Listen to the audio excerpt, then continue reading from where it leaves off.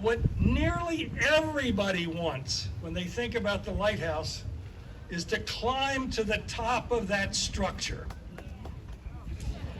Absolutely.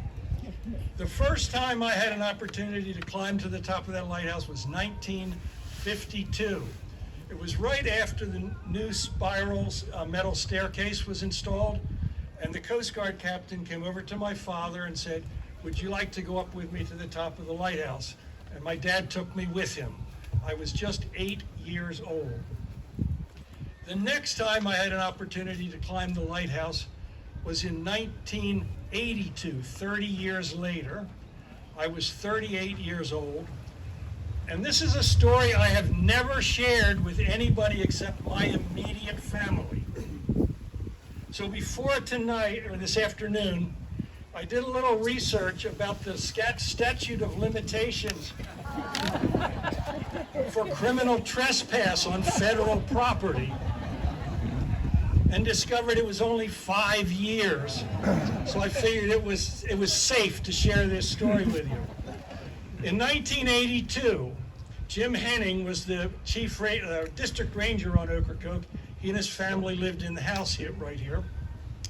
And that summer, Jay Robinson was hired as the summer interpretive ranger. Jay was a great park ranger. He was enthusiastic, he was energetic, he was knowledgeable, and he became part of the community, and he and I became really good friends. He also secured one of the lead roles in our summer musical, A Tale of Blackbeard. My teenage son, Stephen, was a pirate in the play that year, and his friend Tim Donaldson was also a pirate. And one day after the curtain call, Jay called us over to the side, and he said, "You see what I've got here? There's a brass skeleton key." He said, "You know what that goes to?" He said, "It goes to the door of the lighthouse. Would you like to climb to the top?" And of course, all three of us were enthusiastic about climbing to the lighthouse. He said, "Now listen, we're going to have to do it late at night when Jim Henning and his family are asleep in the lightkeeper's quarters, because it's illegal for me to do this. We could all get into trouble, and I could even lose my job." But we still agreed. We agreed to meet at my house at midnight. And we got on our bicycles and we rode down here to the lighthouse grounds. It was a beautiful night. There was a waning moon. The light from the moon and the light from the lighthouse were joining together to cast these eerie shadows across the lawn. And we crept along the fence, making sure that we didn't disturb anybody in the house. Got up to the door of the lighthouse, and Jay said, now remember, we're not supposed to be here, so we need to be really, really quiet." We all nodded our heads. He opened the door, and we stepped inside. It was eerily quiet inside the lighthouse, no noise. It was as dark as a tomb, and it was as spooky as it could be. But we were committed, and we began the ascent up the spiral staircase. And it made things even spookier because every step on the metal stairway echoed off the brick walls. But we continued all the way up to the very top of the spiral staircase. And maybe you know this, and some of you may not know it, but the spiral staircase does not go all the way to the lantern room.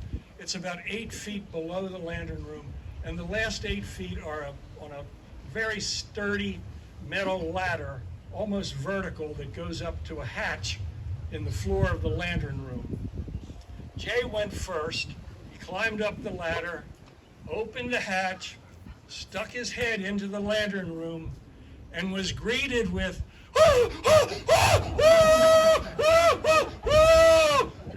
"Oh my God, we almost had a heart attack." There was such screeching and squalling and hooting.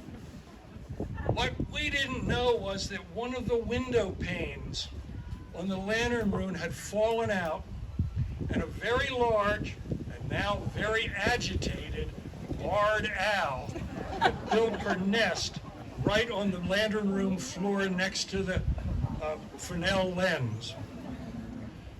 Jay just let the hatch thump back covered.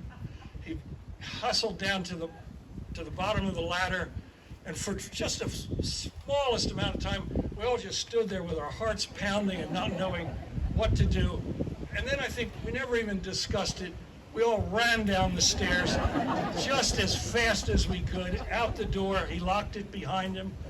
We ran, we weren't worried whether anybody was, ran to our bicycles, got on the bikes and pedaled away as fast as we could. We had escaped. A couple of days later, Jay was out here on the grounds with the district ranger, Jim Henning. And Jay just sort of casually looked up to the top of the lighthouse, and he pointed to the lantern room and he said, "Jim," he said, "it looks to me like one of the window panes might be gone up there." And Jim Henning looked up, he said, "You know, I think you're right. I'll have the maintenance crew walk up there and take a look at it." Well, the maintenance crew were the second people to encounter the barred owl at the top of the lighthouse. Not only the barred owl, but the barred owl's owlets that were in the nest. And they decided that they weren't going to disturb that nest. And it wasn't until sometime in the fall that both of the owlets fledged and the mama owl vacated her nest, that the maintenance crew was able to go up there and remove the nest and repair the trapezoidal window in the lantern room.